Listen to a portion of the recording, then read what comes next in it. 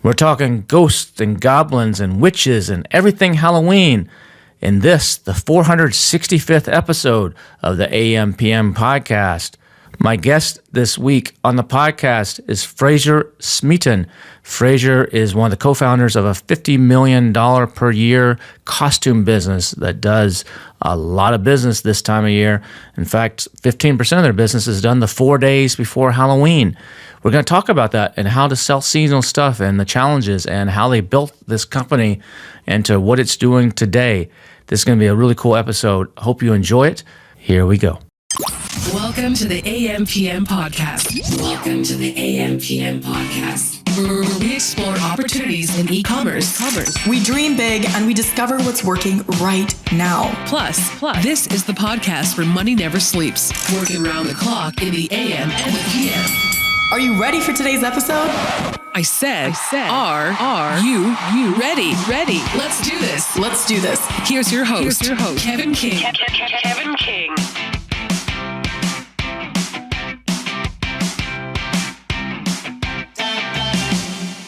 Next month is Halloween, and there's nobody better to have on the podcast right now than Mr. Fraser Smeaton. How are you doing, man? I'm good. Thanks for having me on.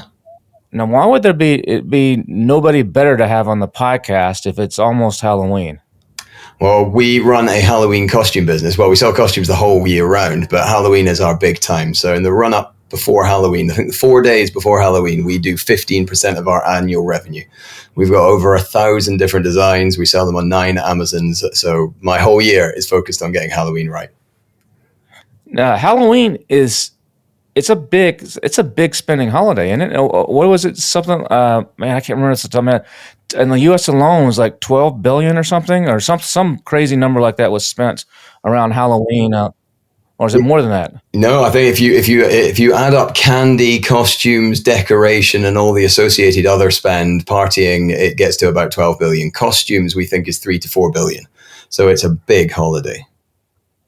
Now, you said you're in 9 different areas. Is it as big in the other markets as in the U.S.? I mean, obviously the U.S. is bigger just because of its size, but is it, I guess what I'm saying is Halloween, dressing up for Halloween popular in other parts of the world as much as it is in the U.S.? It is popular. It's not as popular as the US. So you've got Canada where it's just as popular. I think the stat is that 1 in 3 Americans and Canadians dress up for Halloween. It's big in the UK, but that's a phenomenon in the last 15 years or so where, like, if you'd grown up in England when I grew up in the 80s, you wouldn't have celebrated Halloween. There was a bit in Scotland and Ireland, and I think it's the Scottish and Irish immigrants that took it to the US back in the day. But there wasn't anything there, but it is now pretty big in the UK, and now we see it growing fast around Europe as well. So it's catching. Oh, really? It was a Scottish and Irish immigrants that took it to that's the background of it? Was it a cult festival or something back then, or was it always around just monsters and stuff, or what? Do you know the history of I don't know the detail of the history. It was a pagan festival before, as you say, a cult, that then got accepted was certainly celebrated in line with the Christian religion as well, but not through the churches, but it was just a bit of fun, and it had always been a big party. And that went across to America when everyone emigrated back in the 1800s. So that's why it then established more strongly there. But you've always got big parties in Ireland. So Dublin, Derry, places like that have historically had big Halloween parties. And in Scotland, where I grew up, we always went guising, which is short for disguising. And you'd go around, but the little bit that was different to trick-or-treating now, you had to tell a joke or you had to sing a song or you didn't get any treats. Yeah.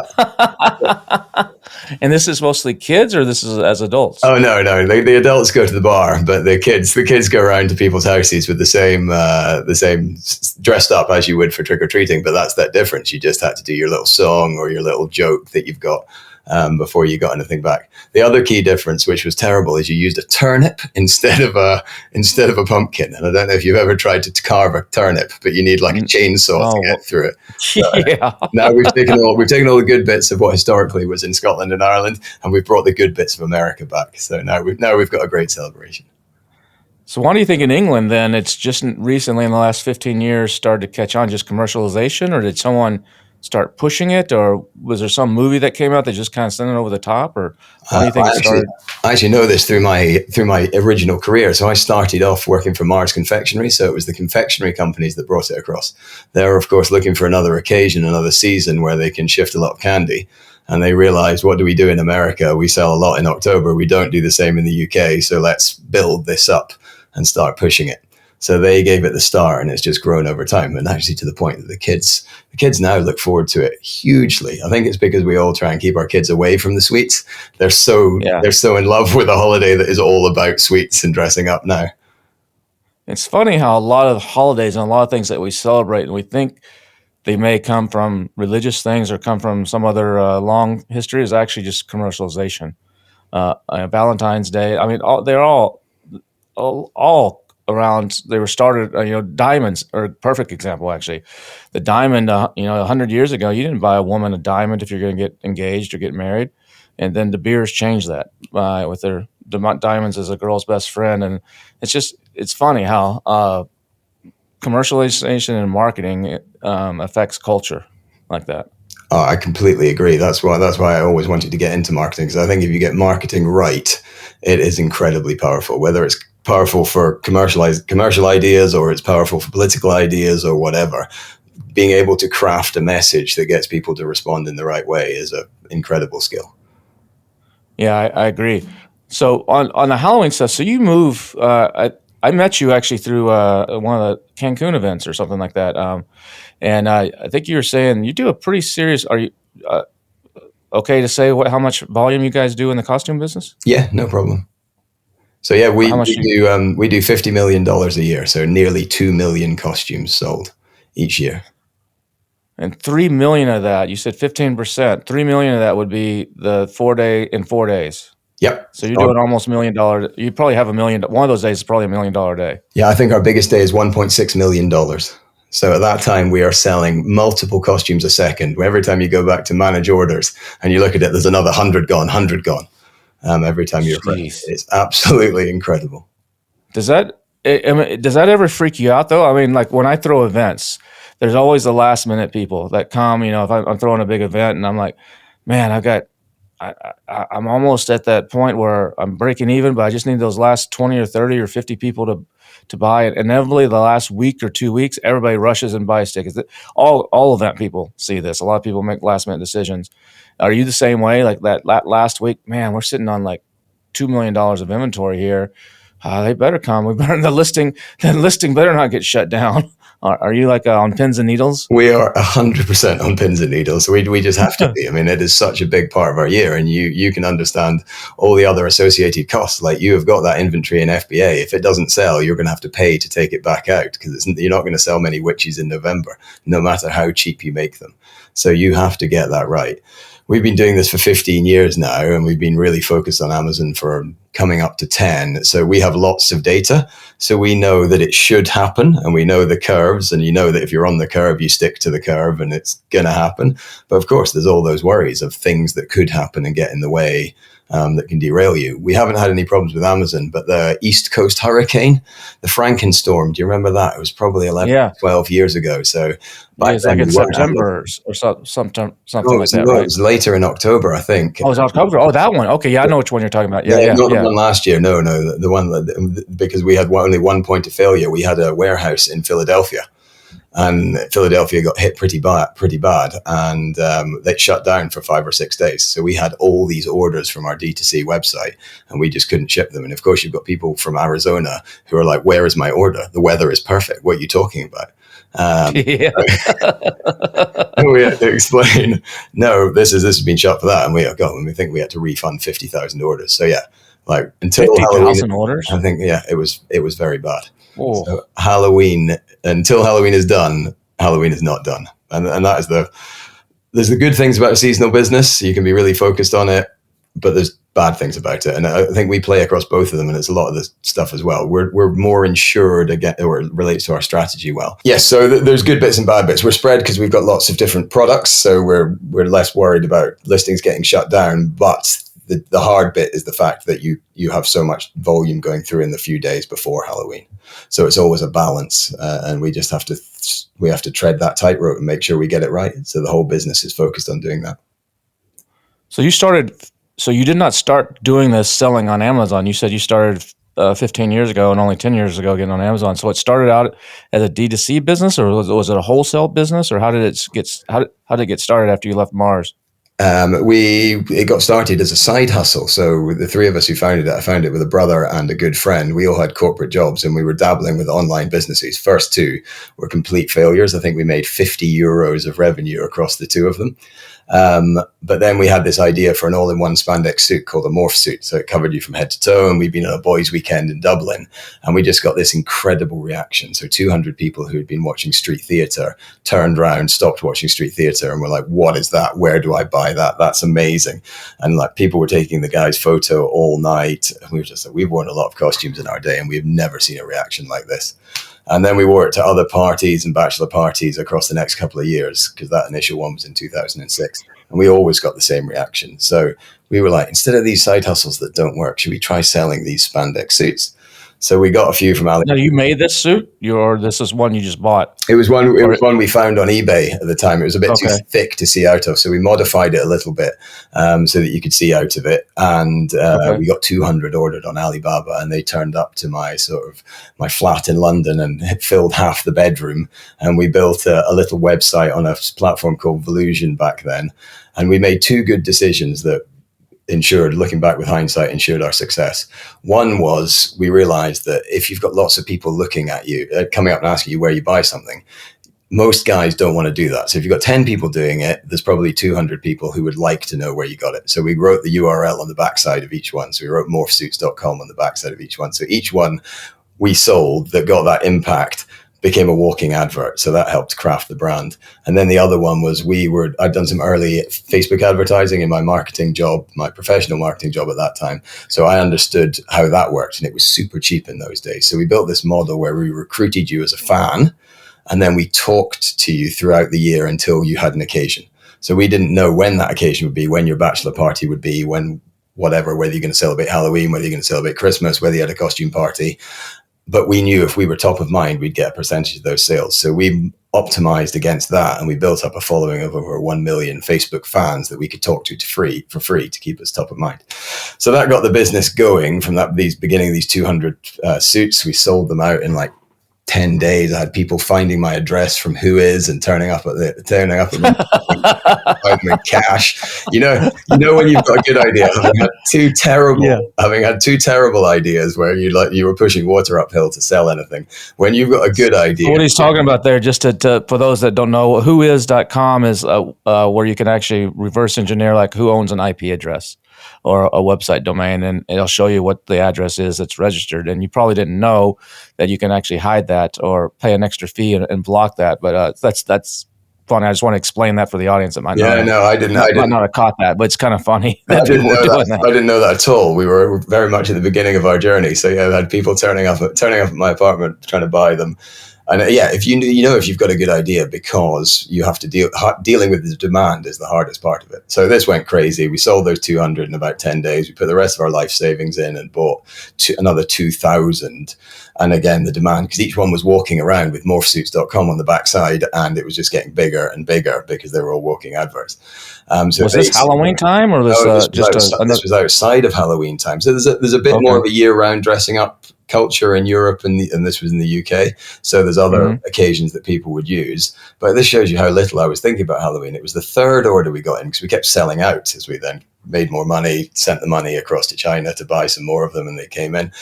And the third order came in the sort of late part of October. And this is when I knew it was going to be a success, because we've got this tiny little website.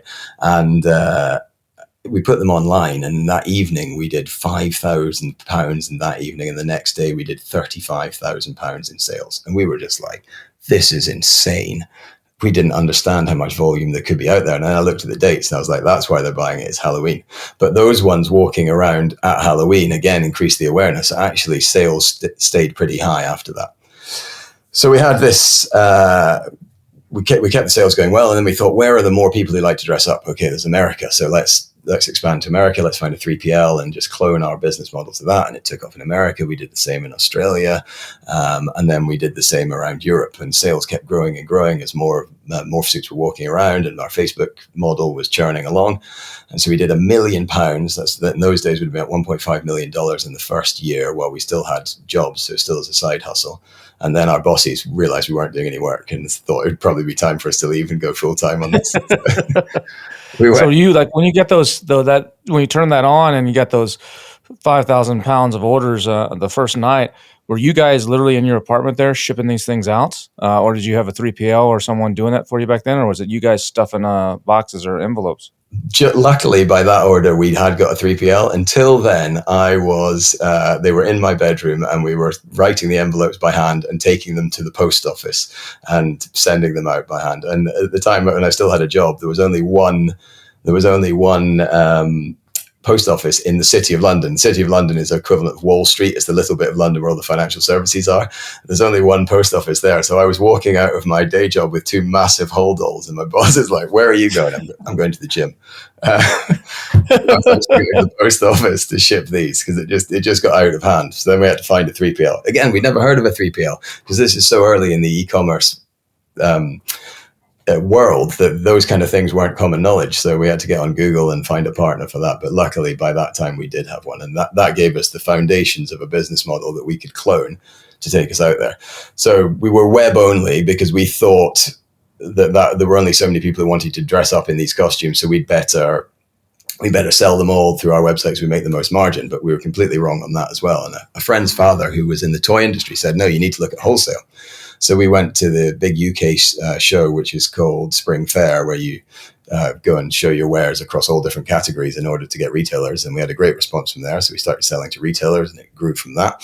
And then someone told us about the Halloween show in Houston. And so we turned up at the Halloween show in Houston and we'd sent an email. You know, you can send them to the people, all the attendees at the show. And we'd sent an email and we got only 5 replies, but 3 of them were from people from this chain called Party City, which again, for being from the UK, we'd never heard of.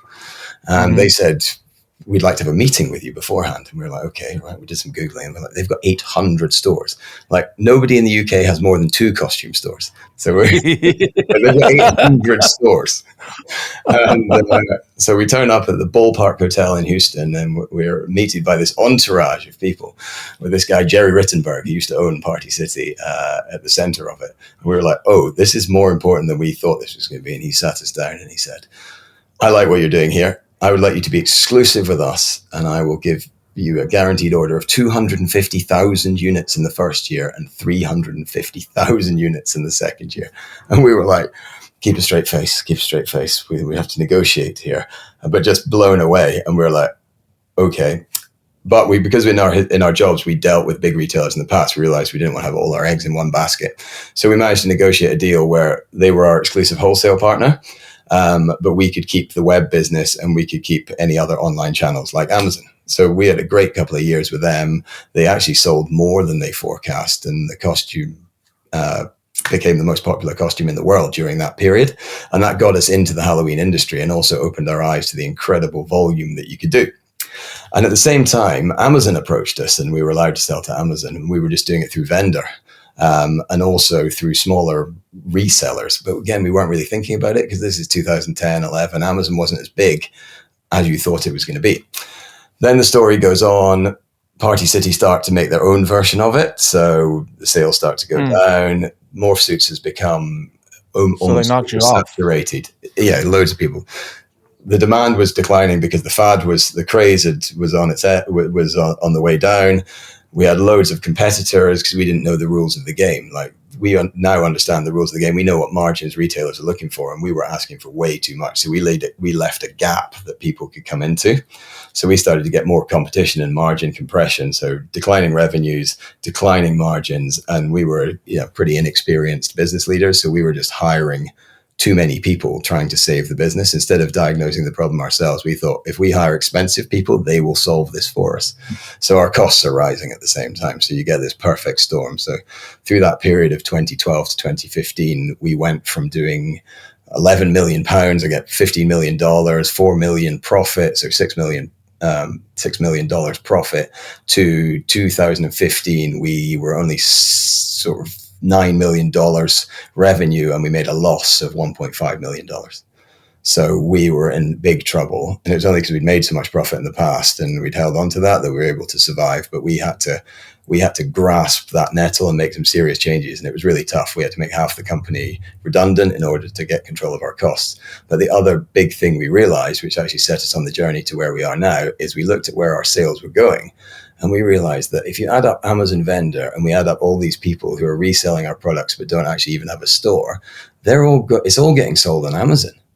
And we're letting them do this on wholesale margins of like a couple bucks a unit.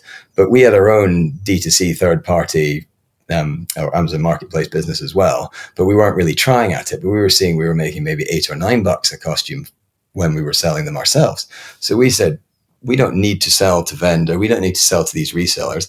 Even if we don't sell an extra unit, if we can flip it from making $2 wholesale to $8 or $9 direct to consumer on Marketplace, the extra absolute profitability on that will save our business. So the cost cutting compared to that kept us alive. And then we started on the journey of becoming really good at selling D2C on Amazon, selling on the Marketplace. And at the beginning, and we were working out ourselves, how do we do it? And, just trial and error.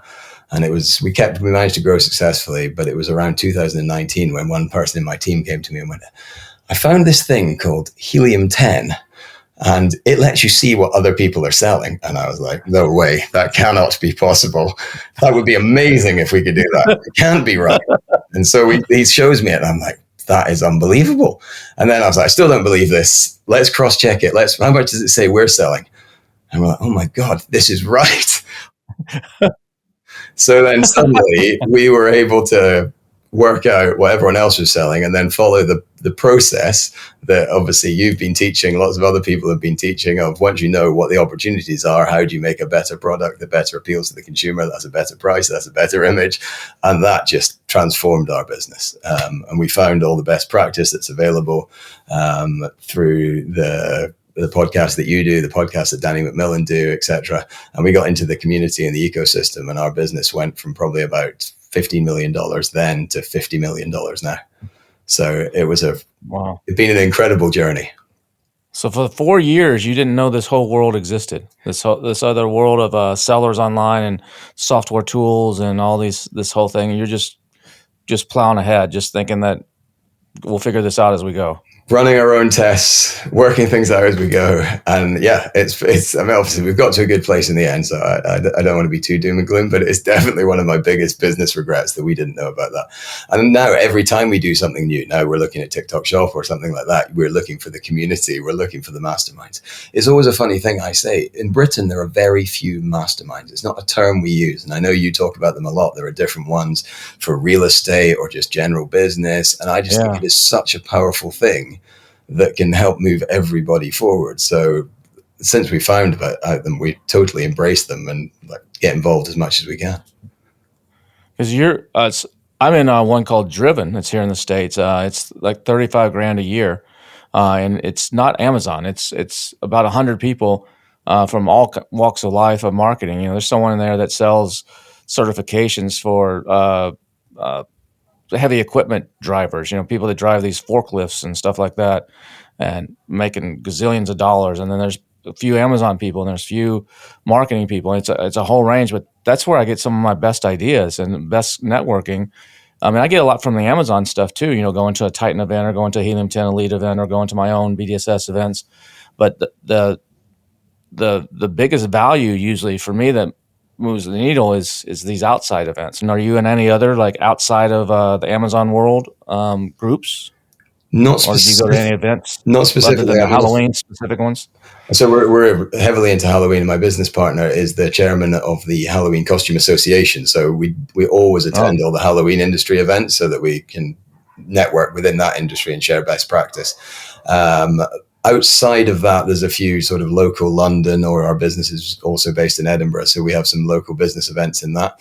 But no, it's something I would like to get into, because we've got to the point now where we're not all the way there, but the easy wins that were there 4 years ago, if we didn't know anything about Amazon, we can improve in huge jumps each year, we've addressed most of the best practice gaps. So now we've got the headspace to be able to look at, like, what else can we be doing? We've got the foundations in place. What are the next things we need to be looking at? Is it brand? Is it communications? Is it acquisitions, etc.? And that's where these coming at things from adjacent but similar industries that you can get from that mastermind, like you mentioned, is definitely something we need to get onto. Yeah, and at your level, just one little thing can add 9 figures easily, or more. To the bottom line. So Party City has gone out of business in the United States for the most part, but now we still have Spirit Halloween. Do you sell into Spirit Halloween, and if so, are they a big mover for you? Yep. So we've got, in terms of our distribution strategy, we've got our own websites, direct to consumer. We've got Amazon and other marketplaces, and then we've got what we call incremental wholesale, which is where it is mutually beneficial that we sell to each other. So they're not trying to sell our products on Amazon across what we're trying to do, and they're going to benefit from having our good products and being able to display them to their consumers. So really, that adds up to being Spirit Halloween, Walmart, and Target. So they're the main ones that we focus on in terms of wholesale.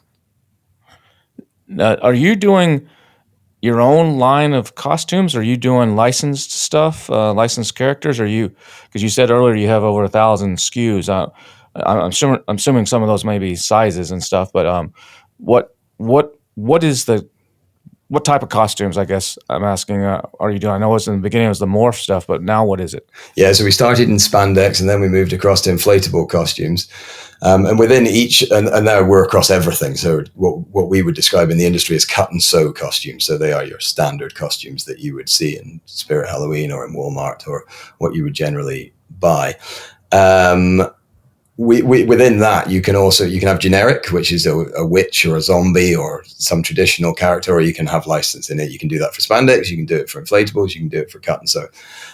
We do some licensing, and we've had to learn that industry over time. So we like big franchises that are proven. So until recently, we had the Spider-Man license for spandex in Europe. Makes sense with the costume. We've got Power Rangers, we've got WWE, because they make sense, and we know that it's going to be a mutually beneficial relationship that can keep going over many years.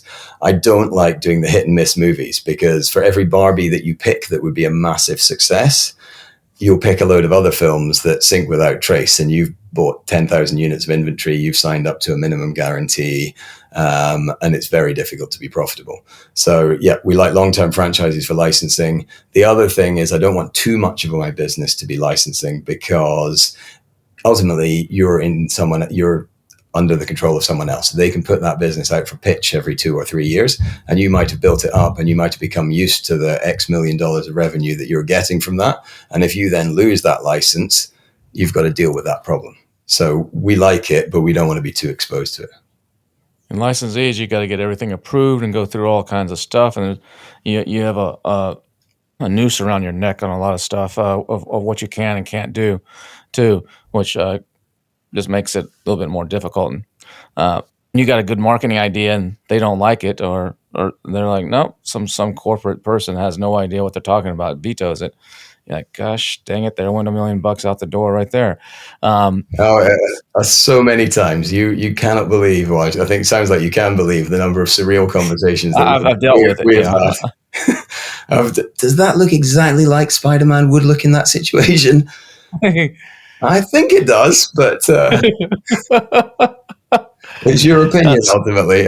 But I'm paying the minimum guarantee until this gets signed off, so there's no rush. So your costumes are the ones that are like hanging on hangers, or are they the ones that are in like the little plastic bags that are all folded up?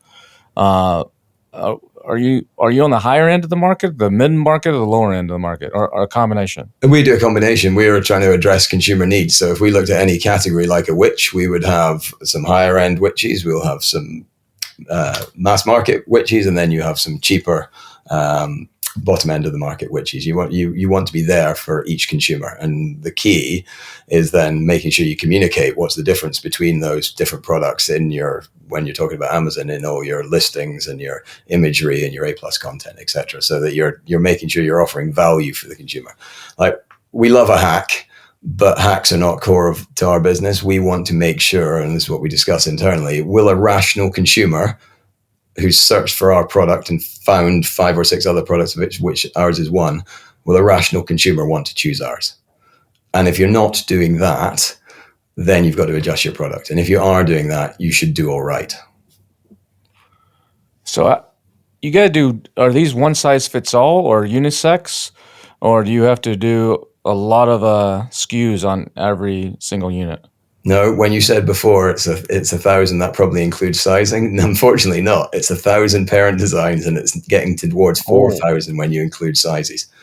So yeah, one of the main things we do, and it links back to what I was talking about before of doing the hard stuff, we have to handle incredible complexity because you've got to get all these products across 9 Amazons in time for this peak where you do all your sales in 4 days. And to get ready for that is really, really difficult. But it's what we've been working on and getting better and better at doing for 15 years.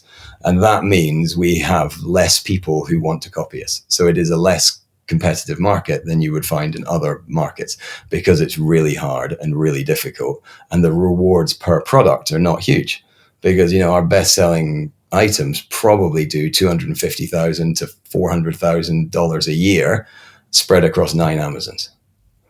So really? People are not, that's how we do it. We sell a little of a lot, and we work on it.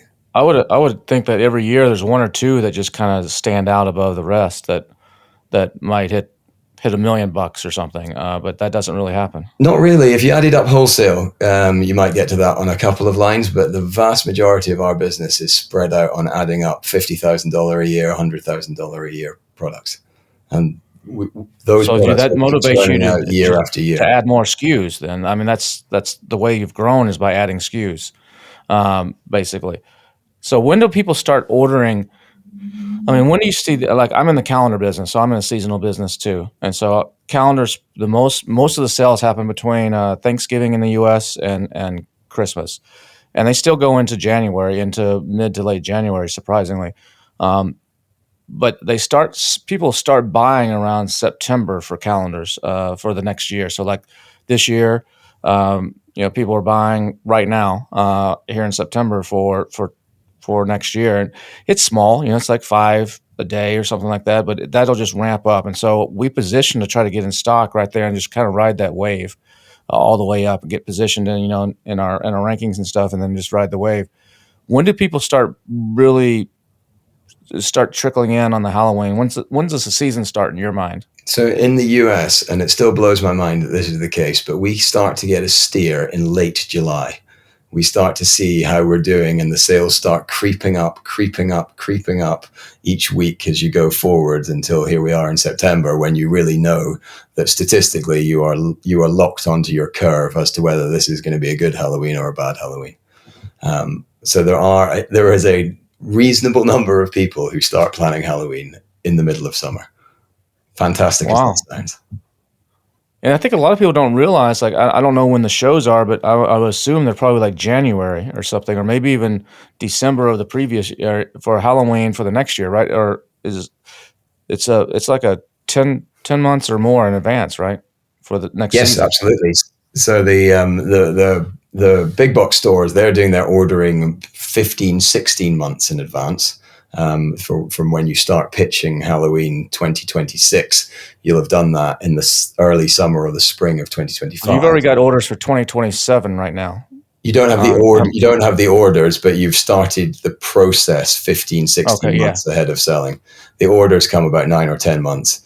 And then for independent mom and pops, where you're not doing bespoke designs, yes, their order deadlines are January, February at the latest. And so then, so January, February latest. Now, I at one point with Manny, the founder of Helium 10, I was in EWU in 2018, and he was looking at getting into the Halloween business at the time. And I think I think he actually sold some stuff because he still has an Amazon account as he's building Helium 10. And he did some wigs and a few other accessories and stuff. And then I remember going outside of EWU and going with him.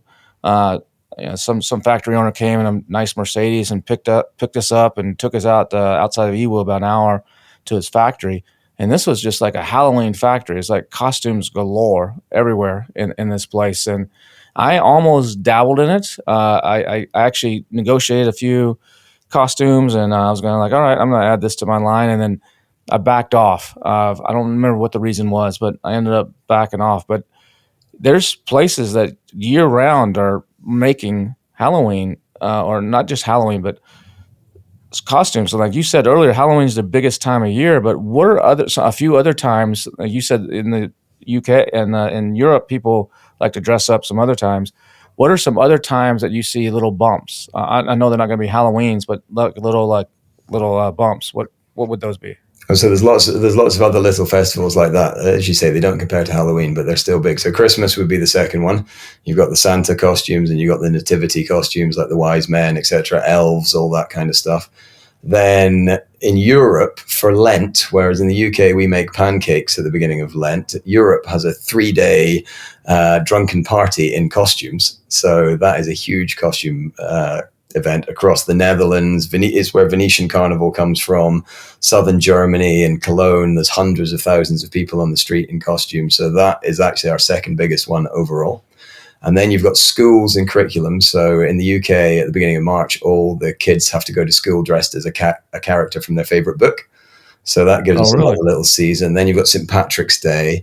And behind all of this, you've just got all those little parties or parents buying for their kids as toys, like ninja costumes, so they want to dress up for role playing, etc. Or the kids into dinosaurs and want to dress up as a dinosaur. Or certainly in UK schools, and I think this is very much the same in the US as well. If you've just done a project, at a grade school on pirates, at the end of that project, the kids will all come in dressed up as pirates. So there's all those little occasions that keep us with an underlying level of volume all year that pays the bills, and then on top of that we have the seasons, which is when we make our profit. Interesting. So how do you actually determine what to sell? I mean, are you using tools like Helium 10 and looking at like past years data, or how do you? I mean, this is a game of let me guess what's going to work and what's not going to work. At least in your case, I'm assuming you're not dating the stuff. So if you misjudge and misorder and you order 20,000 or something, you only sell 7,000. Those 13,000 you might be able to use them again next year. Versus me, like in the calendar business, if I mess up, it's done. Because I print in South Korea, and so I can't go back and like, oh my gosh, this one's selling really good because it has a good cover. I need another 5,000 or 10,000 units for Amazon. I can't do that, and vice versa. I get stuck with stuff sometimes that just I miscalculated. So how do you do that in a seasonal business, in a Halloween business?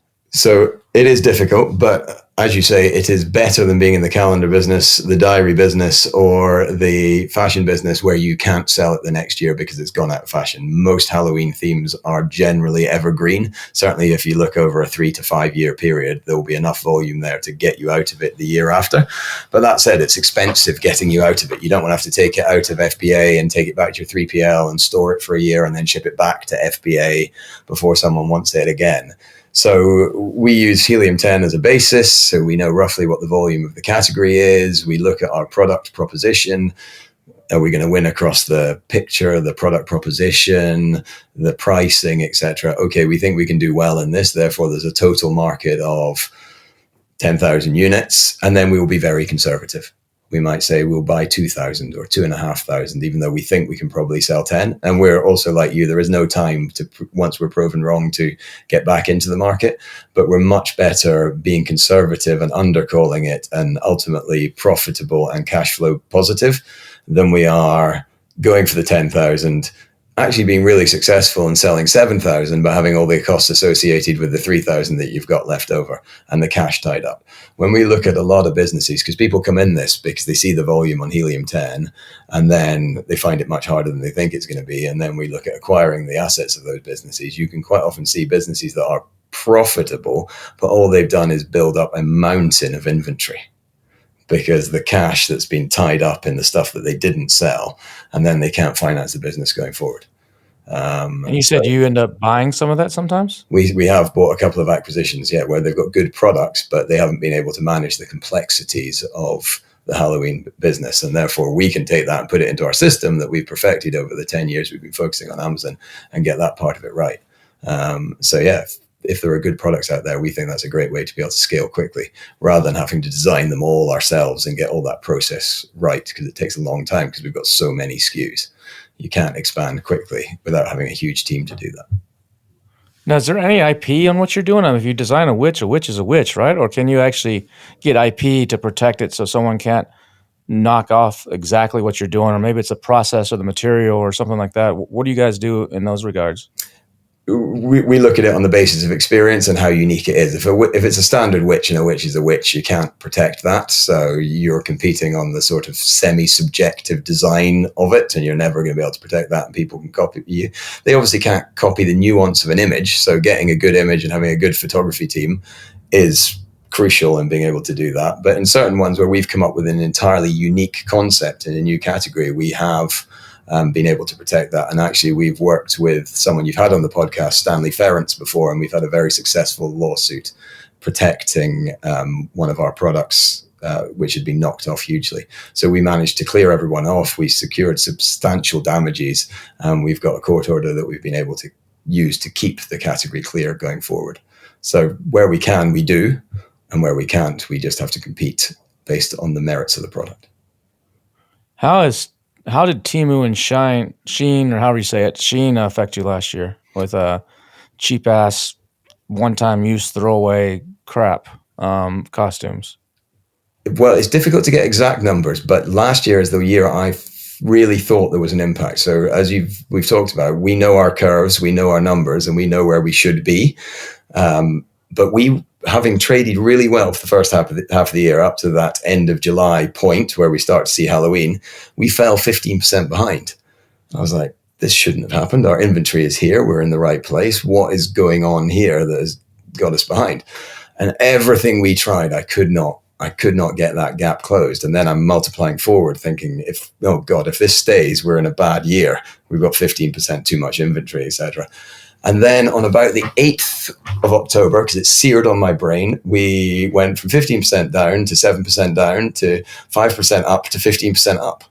So I think that is the date when Shein and Temu started to time out around the world, because in the consumer's mind, they take them 2 to 3 weeks to deliver. So you're not going to, if your kid's Halloween or your Halloween party depends on getting the costume there on time, you're not going to order from those guys when you're getting to the 15th or 20th of October. So I think they were having a big impact in the early stages of Halloween, and then that fell away as we got closer to the date. This year, with the de minimis change, we're not seeing that drop. That's awesome. Everything you do is in China, right? All your manufacturing? All our manufacturing is currently in China. So that hasn't really affected you too badly for what you're taking to Europe and Canada and other places, but for the U.S., that's a big hit. How have you handled that? Well, we've had a really tough year. The announcement at the beginning of April when the tariffs were going on, because previously Halloween costumes are generally classed as seasonal novelties and have had 0% duty. So really? They went. Oh, wow. Yeah, exactly. Okay. So we had no history of this, and we had low expectations. You didn't have the 25% thing that Trump put on his first term, or okay, awesome. No, okay. So we were outside of that as well. We had the initial fentanyl tariff of 20%. So when the announcement for the Liberation Day, we were at 20% at that point, and then it went to 50%. And then as it fell out, as the relationship with China deteriorated, it obviously went up to 145%. Yeah. And I remember thinking, we were trying to import $5 to $6 million of costumes. And I was thinking, that is a $9 million bill that I need to pay in 5 to 7 days if I want my inventory for this Halloween, if this stays, which obviously I don't have. We manage our business prudently, but I don't have that business. And I wouldn't have any confidence of being able to increase prices enough to be able to cover that cost if it remained. So we had to handle it by thinking, what's the future going to be? I was relatively confident it wasn't going to stay at 145%, because mainly based on the stat that 75% of US toys are made in China. And unless Trump wanted to cancel Christmas, he was going to have to reduce that from 145%.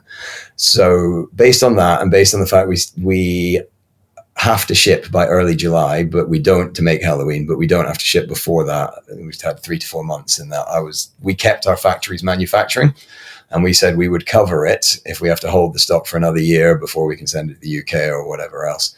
So we took that brave decision based on our understanding that we hoped it would come down to a manageable level, and it did, and that has allowed us to ship and got us in a decent place for this Halloween. But we've still got extra costs, and we're only just getting into the season now, and we're only, as we get further into it, going to know if we are going to be able to raise prices enough to be able to cover those increased costs, or if we're going to have to swallow those increased costs. Now, once you get past the tariff, then you have the issue of all these new regulations on how much you can store in FBA now. So now, and you need to get positioned and get these things all over the country so that they're in stock, so that they're showing up in the algorithm and little towns in Idaho or whatever. And Amazon's saying, no, you can only ship in this much. And you're like, no, we need to ship in this much. So how have you dealt with those challenges? Good inventory planning. I mean, it was a shock this year. The limits fell hugely. We thought we were on a track with the algorithm that came in post-COVID with the IPI scores, etc. I think we were probably on the second or third year of it, and we thought we understood it. And then when we got to June, our amount of space massively reduced to lower levels than we needed to ship. But luckily, the AGL rule change, where it doesn't count until it arrives, allowed us to get the majority on boats, and then we managed to negotiate with account managers, etc., because we've got good history of selling it. We put the bids in on Capacity Manager. We managed to get just enough to be able to ship it, but it was a lot closer this year than it has been before. And it's one of those things when you're dealing with Amazon, there's always something new that comes out of the blue. On the positive side of it, what we see as a seasonal business is, as they've managed to get inventory closer to people and reduce the shipping from 3 days to 2 days to 1 day, we get more of those big days at the end of Halloween. So those massive $1 million plus days, when the last minute people are piling in, we're getting more of them because of the way they've changed their logistics setup. So that is a positive. But if that's what has caused, and I think that's the best hypothesis of what's caused the massive reduction in space at the moment, as they have more complexity on their end, it certainly comes at a cost of worry about being able to get the stuff you need shipped in time. Do you find that the day of the week that Halloween falls on in the United States affects sales? It makes a big difference, particularly on adults. So kids will mostly party and trick or treat whatever day of the week it is, but adults, Thursday, Friday, Saturday are much bigger than the other days. Wednesday is generally the worst because people don't know which weekend it should be. Tuesday and Monday are not that great either. So this year we've got Friday, so we've got high hopes for this year, and then Saturday the year after. So if everything else stays the same, we should be in a good place. So which day? So if Halloween's on a Friday, is it the Thursday or the Wednesday before that's the biggest day? Because Amazon can ship in if it's in stock, they can have it there in a day or sometimes even the same day. They can. It's usually the Monday or the Tuesday, because you've got all these different size SKUs that are in different places. And if one's in Idaho and it needs to be in Miami, their logistics is amazing, but it's not perfect. So statistically, if you look across the whole country, you'll always be something is too far away once you get past that Monday. So demand versus availability tends to peak on that Monday or the Tuesday. But you still get really big days, Wednesday, Thursday, as people are just getting whatever's near them because they're so attuned to online shopping now. So what's going to be the hottest thing this year, do you think? What's trending to be every kid or every adult wants to dress up as this? It's surprising the number we used to try and pick hits. Picking hits is really hard.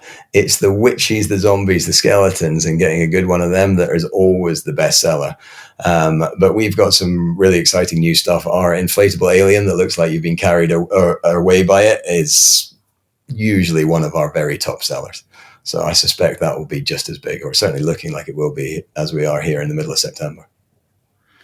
You know what? I'm sitting here thinking about when you're saying this inflatable costumes, and in 2023, I threw with Amy Weiss and Chelsea Cohen. I threw a big Christmas party for Amazon sellers here in Austin, and we partnered with the Internet Marketing Party here in Austin, and so it was a mix of our audience and his audience. So we had about 350 people at this party. It was a big party. We rented out like a warehouse, and we actually had a crew come in and set up sets. It looked like we completely built out this warehouse, spent about $70,000 on this party, decorating it, and had like 30 interactive characters in costume walking around. But the guy who, the Internet Market Party, David Gonzalez, who runs that, had a little costume, and it was an inflatable Santa Claus thing that made him look. It looked like it. I don't know. It kind of distorted it the way he looked. I'm wondering if that was one of your products. I think it sounds like one of ours. So yeah. He's a short little guy, but it made him. It looked like a little Santa Claus was on his back. Or so. I have to go back and look. But it's an inflatable. I know exactly which one that is. Yes, exactly. It looks like you're being carried away by Santa Claus. Your legs are in the inflatable's legs that look like Santa. Yeah. Stick out legs at the front. Yeah. So the one I'm talking about, the alien that is our bestseller, that's exactly the same concept. So an alien is carrying you away, but it's actually you carrying you away. So there's some of those kind of concepts where you've got something really new and different and it really resonates because aliens do carry you away. That one is a mega seller. But yeah, our company motto is we make your best times better, and that sounds like that's exactly right. You're running an awesome party, but you can just make it that little bit better if you have a cool costume and you're the center of attention. So who's buying costumes? Is it mostly women and children, or dudes buying a lot of costumes too for themselves? We have 3 customer avatars. We've got men buying for men, who are usually like 16 to 40-year-old guys who want to make a party better, a bachelor party, a Halloween party, or they're hosting a frat party or whatever they're doing. Women buying for women, similar model. And then you've got parents buying for kids, which is usually moms who are buying for kids. Obviously, it can be dads, but it's usually moms. So we've got to tailor our product and messaging to each one of those avatars. What about people dress up their pets now too? They do. I mean, that's one of my favorite stats of the size of the US market versus the UK market. The US market sells more pet costumes than the UK market sells human costumes for Halloween. Really? Yeah, really. Wow. That is another one. It shows the room for growth we've got in this company because we don't do pet costumes at the moment, but that's something we need to get into, but it's just a whole new different avatar we need to understand. Pet owners are slightly different. What works for a cat or a dog? How do you make it fit, et cetera, et cetera. But it's on our list. I mean, that's what we say. We've got over 1,000 designs, but some of the biggest Halloween costume companies have up to 10,000 different designs. So we've got plenty of road to go on, of which pet costume is part of it. So how big is your staff, your company? We've got 65 people. So about 45 are UK based and 20 are international. So part of the year, I think a lot of people have this in their mind. So you set them straight. They think that, okay, Halloween's the big time. So these guys must be working overtime for the month leading up to Halloween. They're in the office, probably sleeping on a cot. But the rest of the year, they work 2-day work weeks and play golf and stay home because there's nothing to do. So is that the reality? That is not the reality. The 2 questions I always get when I meet someone at a party or whatever, and I tell them what my job is first of all, is what do you really do? And the second one is what do you do for the rest of the year? And much as I would love, I'm a keen golfer, but I mainly have to sneak out whenever I've got 2 seconds spare because you're always working. You've got to design new products. You've talked about the product lead times being 9 to 10 months. So as soon as we're finished Halloween, we're working out what's sold, what we think the forecast for next year should be, how much we've got left over, and having to place those orders. And then you have to go out to the factories and place the orders. What new innovation do we need? Actually, that's working on longer than 10-month lead time. All the underlying stuff of how do you improve Amazon, and then if we've got Amazon nailed, which we don't, but we've got more to do. There's always new things to learn, as you know better than anybody. And then what can we layer on top? Can we add new channels? Can we add our big focus for the coming years is investing in the brand, because we want to be more than just someone who wins on Amazon search. We want to be a genuine brand where people have an emotional association with our company and costumes, and therefore they're going to search for us more. And even if we don't get that far, they're going to choose us more when they find us on the search results, or they find us in store in Walmart or Spirit Halloween. So yeah, there's always something new to be doing, and it's just getting faster and faster with new channels, with AI. So yeah, my golf handicap is suffering, but the business is doing okay. So when you do this branding, are you hoping to expand into other things under that brand, like other accessories, besides just the costumes, or other props, or still all in the Halloween dress up? Not necessarily, it's not always Halloween, but the dressing up type of stuff, or expand it beyond on that into something else? I mean, I think you can stretch a brand within a category as far as your consumers think it's reasonable. So I think definitely into adjacent categories of accessories like makeup, or prop weapons and toys and hats and glasses, all the accessories that come to that. I think you can get it into decor as well. You can definitely get it into pet costumes. So, but beyond that, I think that you'd be diluting the impact of your brand. And we talked about how big the market is. We're a reasonable sized company, but we've got so much headroom to grow within that I wouldn't want to stretch it beyond that. We can add more products within that category, and we can be really laser focused on being the company that makes your best times better for wherever you need costumes, mainly Halloween, but also Christmas, Book Day in the UK, and all those other things. What we need to get good at is finding the emotional messaging that really gets us into people's minds and associates us positively as the company they should choose. And that's what we're working on. So we're doing all sorts of new courses, joining new masterminds that are all focused around that kind of stuff. Are you selling in Japan? We are not selling in Japan. We tried selling in Japan. We have a golf clothing business, small golf clothing business as well. It runs on the same model. It's like outrageous golf stuff, and golf is popular in Japan. We tried that a few years ago, but we didn't get any traction. Culturally very different. And we didn't understand the culture well enough to be able to communicate what was special about our product. But I know it's a big market. So yeah, I would think it would do. The Japanese dress up costume culture is huge. Yeah. I mean, I don't know. Halloween's, they celebrate some of the Western stuff that, if you're over there at Christmas, or you'll see a little Christmas stuff, and it's commercialized, so they have some of that. And then there's some people that celebrate Halloween. It's not huge like, the US. But the everyday Harajuku in Tokyo is an area where every Sunday people come all dressed up, and they almost like role play in the middle of the street in this square. One of them might be a nurse with a needle, and she's running around, to strangers and like sticking them with this needle, and and then there's cafes and stuff where they dress up as all kinds of different things. I would think that there might be. But like you said, you got to understand the culture. But I would think there might be really good opportunity over in Japan for costume stuff. I don't know. I'm just off the top of my head. I've been to Japan 5 or 6 times myself, and I see it a lot there. I would think that could be a really good market if you could figure out how to crack it. Yeah, I think we've had similar conversations in the company like that. We know there's that dress up culture, but it's different to our ones, and we just, as you know, it's prioritizing in a business. It's like what's the next thing we can do, and but we could solve it. I guess AI would make it easier as well to now get into be able to get the answers on what the culture is, etc. So it probably is worth a try. We'll take that one. What do you see the next big one right now? What's on your roadmap? So it's U.S., Canada. You said Australia, and then the U.K. is coming on. What's next? What do you see as next? Is kind of on the way up?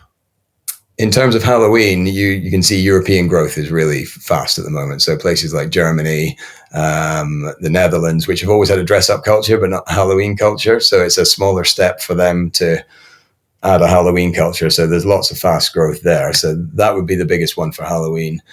Geographically, there's not that many more markets that you can expand to easily. Obviously, you've got where Amazon is going, and where Amazon is the major platform. It's easier because we understand Amazon well, but we have been expanding to countries where Amazon is not the lead platform, like the Netherlands. We've got unveil.com. So that is very similar. So we found that easier. places like, I don't know what the Halloween culture is like in Brazil or Argentina and those large countries. Some of the problems are the duties and tariffs for China-made inventory are very high in those countries, so it's harder to get into them. We have seen good growth in Mexico, certainly as Amazon becomes more accessible and more people in Mexico get credit cards. We've seen fast growth, but it's still very small compared to the US. So geographically, for the costume business, we think we've got most of the countries covered. It's about doing more costumes, making sure we've got all the channels covered in those countries, and then getting the brand communication on top is our big focus. Yeah, I think in Brazil, Carnival is probably one of their bigger ones where they would be dressing up. And then in Mexico, it coincides with Halloween, but Dia de los Muertos, Day of the Dead, is pretty big for some costume and stuff around that. Well, this is cool, man. Well, I hope this season, the next month or so here is going to be very fruitful for you. And I'll be thinking about you on the 28th, 29th, and 30th. Like, man, I know someone making. I'll probably tell a buddy of mine and say, you know what? I know someone that just made $2 million on Amazon today, and they'll be like, no way, you can make this. Like, yeah, I know a dude. Just go listen to the podcast that came out in September, and you'll hear the story. So this has been really cool, Fraser. I appreciate you coming on and sharing. If people want to learn more about you or buy a costume or something, how would they best do that? If they want to buy a costume, they could search Morph Costumes on Amazon, or they could go to morphsuits.com for our website. And if they'd like to talk to me, I'm on LinkedIn quite a bit under my name, Fraser Smeaton. Now, is that Morph, MORPH or MORF, just for the spelling of people to make sure they get it right? Good question, MORPH. Awesome. Well, thanks again for coming on, man. Thank you for having me. That's been great. Maybe we'll see you at a mastermind, one of these big masterminds down the road here. Definitely.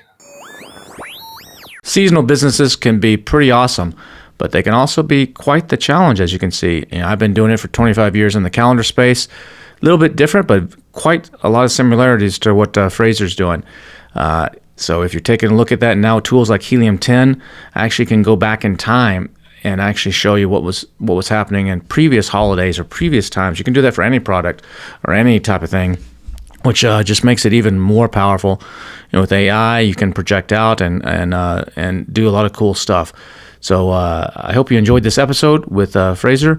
I did, and I hope you have a great rest of your week as you're getting ready for Halloween next month. That's right. Or maybe you don't celebrate Halloween and you're just looking for a costume to dress up in. Either way, check out his company, Morph Costumes, and be sure to use Helium 10 for everything that you're doing when it comes to selling on Amazon. Just like him, he said the first 4 years he didn't even know it existed until someone said, oh, you can figure out what other people are selling. How cool would that be? Pretty cool, I think, is what Bradley and Manny would say. Anyway, we'll be back again next week with another episode of the AMPM podcast. We'll be talking about getting into retail. That's right. Just like Fraser said, that a lot of his stuff is done in retail and some of the big chains. We'll be talking exactly about that in next week's episode. So until then, have a great rest of your week, and we'll talk to you soon.